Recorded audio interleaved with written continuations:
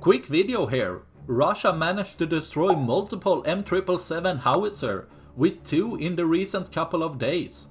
Now Ukraine has lost at least 22 M777s. With the Lancet Kamikaze drone standing behind at least 6 of the losses, and 2 in recent days. Except for the 2 S1 Gvozdyka self-propelled artillery, the M777 have received the highest losses in number in the Ukrainian army.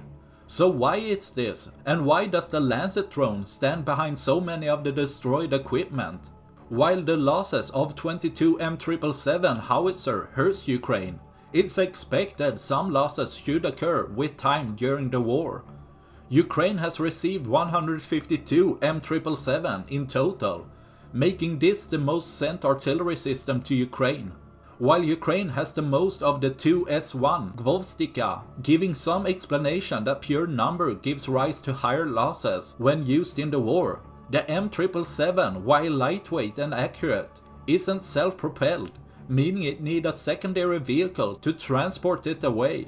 This leads to longer time setting up and being on the move again. While fast for its class, both action takes a little over 2 minutes, making counter battery more possible and more vulnerable to retreat if starting to take fire. While Russia struggles to be quick enough to return fire to destroy Ukraine's artillery, their larger barrages of artillery or rocket attacks leaves more chance than actual targeting to hit the M777. This is why Russia's Lancet drone is one of their most effective weapon systems, as it can loiter around an area scouting for equipment, reducing reactive time while being flexible in its targeting position.